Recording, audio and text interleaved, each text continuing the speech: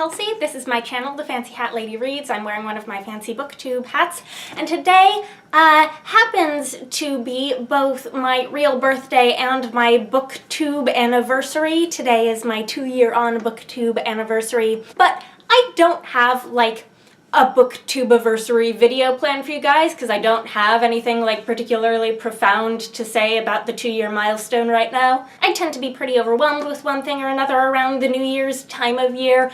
Don't ask me how I managed to start a booktube channel this time of the year 2 years ago. I really don't know. I also don't do annual reading goals or booktube goals or reading or booktube resolutions. They stress me out more than they help, so I just don't. I also, last year, I tried not giving myself a Goodreads reading challenge, and I did not miss it for 1 second, so I'm not giving myself a Goodreads reading challenge this year either. There's literally nothing about the Goodreads reading challenge that improves the quality of my life whatsoever. So instead of bringing you a thoughtful video on any of the aforementioned subjects, it is also Tolkien's birthday. I don't have a video planned for Tolkien's birthday either.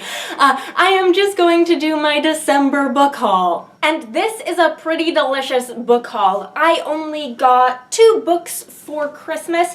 They were both things that I had asked for and was expecting, but I got myself a ton of books in December too. I still think I gave more books for Christmas than I got myself or received for gifts, like, combined in December, so I think I still feel guilt-free in terms of, like, giving more than you receive. But in addition to the 2 books that were gifts, I have 5 new books that I bought myself, 9 used books, 3 of which I think were only $1, and 1 other thing that I got for free. But before I show you the books, I just want to point out the 2 things that I got for Christmas this year that are book-related but not actual books. First of all, the sweatshirt that I am wearing that says books because reality is overrated. This is absolutely spot on. One of my aunts gave me this sweatshirt, and then my cousin, who is like 10, 11, something like that. He is an absolute Lego kid. He has always been a Lego kid, and he got me for Christmas, like, the one Lego in all the world that's very clearly a me Lego, even though I was never a Lego kid. He clearly knows me well because he got me this little Alice in Wonderland Lego. I don't know how well you can see that there. There she is. She's got her little drink me in one hand and eat me in the other. And I have not collected, like, any sort of fanish tchotchkes before. I know a lot of people, like, decorate their bookshelves with them, but that hasn't been a thing I've done. But clearly she deserves a place on my bookshelves. So I'm gonna stick Alice Lego Alice on top of my copy of The Hobbit here for now. We'll see if that's where she ends up permanently, but you should be able to see her there peeking over my shoulder. So first, I'm going to show you the 3 used $1 books that I found that were super good bargains, obviously being $1 a piece. The first is Assassin's Apprentice by Robin Hobb, the first in the wildly popular Realm of the Elderlings multi-series, mega-series that every fantasy reader on BookTube has read except for me. Honestly, you guys know that I'm not that huge of an epic fantasy reader. I don't tend to read these big chunky series, but this series has just so much hype that I admitted to myself a while ago that I was eventually going to read at least the first book. I added the first book to my library TBR.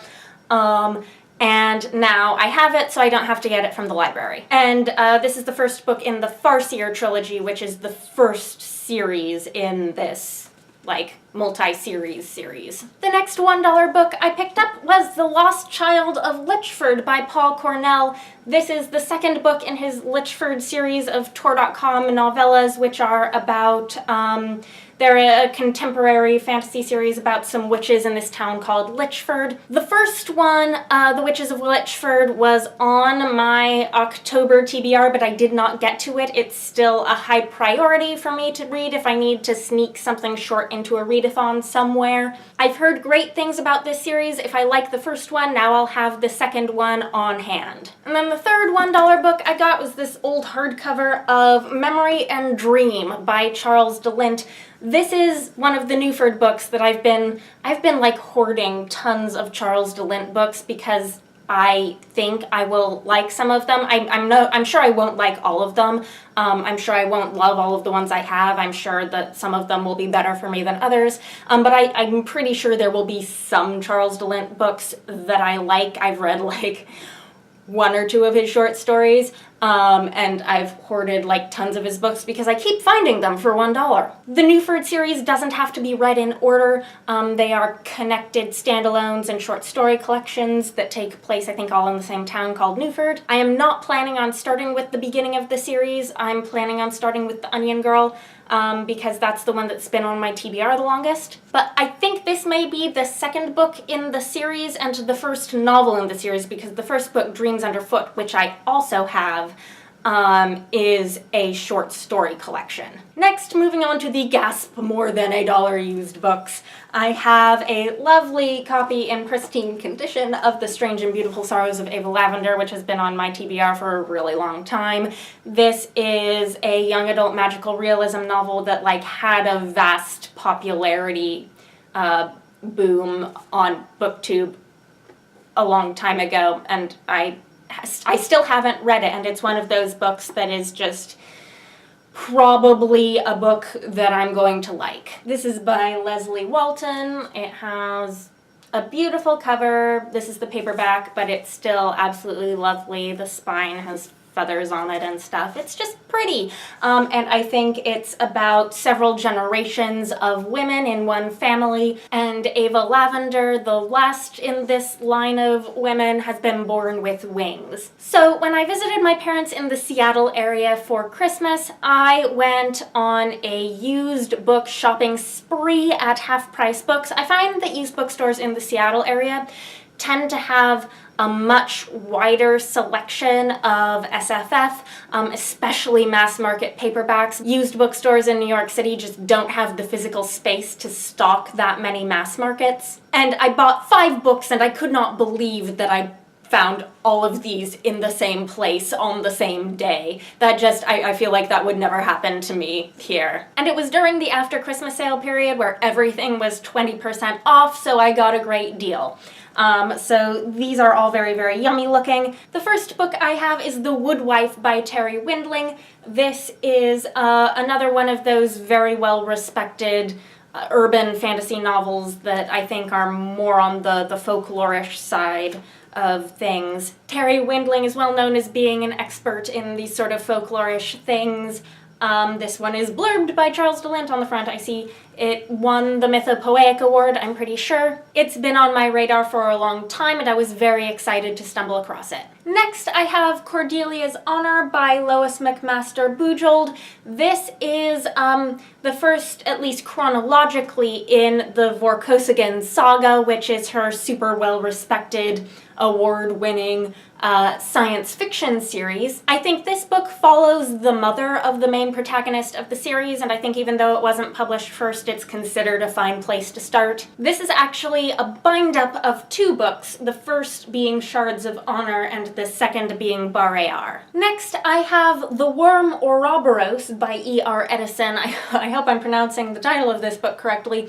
This is one of those old pre-Tolkien fantasy classics that can probably go either way for me. I could end up really loving this like I loved The King of Elfland's Daughter. It could feel like it's really dated and crappy in comparison to modern fantasy. But I'm trying to sort of like collect an understanding of the development of the fantasy genre, and this is one of those foundational books. It was only $2. It came in a protective baggie. It's in a really good condition, this old edition, and it has, I mean, it's worth it just for this cover, right? Next, I have The Days of the Deer by Liliana Bodoc. I was floored when I saw this because I'd literally never seen this in a brick-and-mortar bookstore anywhere. I thought if I wanted to read it, I was gonna have to buy it online. Rachel over at Culinati recently read this, and I was very intrigued. I will link the video where she wrapped it up recently. But this is the first in a Tolkien-esque fantasy trilogy by a Latin American female author. translated into English. Unfortunately, the first book is the only book that has been translated into English, and it doesn't look like the other two are ever going to get translated at this rate. But nevertheless, I am incredibly intrigued by this, and I'm so excited that I found it. And not only did they have it, they had like a whole stack of it in a display, like maybe they were new copies, I don't know. And then the last of my used books is this one. This is absolutely gorgeous. This is Odd Magic by Patricia A. McKillip. You may know I have been hoarding all of her books, especially the ones with these covers by Kanuko Y. Craft. I've gotten all the others that I found, though, in paperback, and this is in hardcover. And, like, look at it. I'm going to try to show you. Look at this. These are the most stunning covers. Kanuko Y. Craft has to be like my favorite fantasy artist. There's just so much detail in her work. Look at the back of that. Look at all of the detail. It's beautiful, and it's absolutely my aesthetic. And I love Patricia McKillip too. I've only read a small percentage of her books so far, but I've loved everything by her that I've read. This is apparently about a young man with agricultural magic who goes to study with a wizard named Odd, who is a female wizard, in the big city. And it just sounds like my very cup of tea. I think this is maybe one of her less highly rated books on Goodreads, but reading the description, I don't know how this couldn't be totally charming. Now we're moving on to the new books. In November, there was a print release of T. Kingfisher's Bryony and Roses. T. Kingfisher is Ursula Vernon writing under a pseudonym for adults. Bryony and Roses is her Beauty and the Beast retelling. I ordered it in November. It came at the beginning of December, and this one is a very high priority read for me. I've been accumulating all of her T. Kingfisher books as they're released in print, because more and more of them are being released in print, and print is how I would prefer to read them over ebook. And this is one of the ones, this is maybe the one that I think I'm probably most likely to absolutely love. Next, right before Christmas, I got like a Barnes & Noble 30% off one item coupon in email, which was just too good to pass up. So I went to Barnes & Noble after I'd already bought books for everyone else on my shopping list. There were no other books I was going to buy for other people, and I bought something for me. I've had my eye on this for like a year, maybe more now. I've had my eye on this book for a long time. And I haven't bought it because it's a little more of an academic book and therefore a little more expensive, and I was waiting to be able to get a good discount on it. And that is Fearless Girls, Wise Women, and Beloved Sisters, Heroines in Folktales from Around the World. This is edited by Kathleen Ragan with a foreword by Jane Yolen. And this is an incredible looking book because it collects stories from a whole bunch of folktale and fairy tale traditions from around the world. We have, I think, a very limited sort of understanding in our culture of how women are portrayed in fairy tales and folktales. That's because the fairy tales and folktales that are sort of in our mainstream consciousness are they come to us from like one or two time periods and history and places in the world, and in reality the fairy tale and folktale traditions of the world have been much more interesting and complex and varied than that. So this is a collection intended to highlight all of the roles that women play in world folklore, and it collects stories from all over the world. Let me find the table of contents. It's got tales from Europe, tales from North and South America, tales from Asia, tales from the Pacific, tales from sub-Saharan Africa, and tales from North Africa and the Middle East. I'm getting way more into reading original fairy tales right now. I don't know if this is something where I'll want to read the thing cover to cover or like pick and choose individual stories when I gain interest in them, but nevertheless, this is something that I just really, really want to have on my shelves, at least for reference and hopefully to read the whole thing. And then while I was at Barnes & Noble spending that 30% off coupon, I noticed that they were having a buy two, get one free on all manga sale, so of course I bought 2 manga and got 1 free. First, I got both volumes 1 and 2 of The Ancient Magus' Bride by Yamazaki. This is a series that I've had recommended to me when I've asked for recommendations for fairy tale-ish fantasy manga. I think this is like Celtic-inspired fae fantasy, and the art looks quite nice. I opened it up to a random page and saw a dragon. I'm suddenly way more excited. Here's a nice spread of some of the art, no dragons involved. And then the third manga that I got was the first and so far only volume that has been published in English of Children of the Whales. I'm not sure how well you can see that cover. This cover is gorgeous. Anyhow, I saw this on like a new releases manga list and thought it sounded like me, and then I saw it in the store. Let me describe. So this is like a far future post-apocalyptic fantasy where people are living on something called a mud whale that is a floating island city of clay and magic. This is about a character who is an archivist for the mud whale. And then, says the back, a scouting party discovers a mysterious young girl who seems to know more about their home than they do.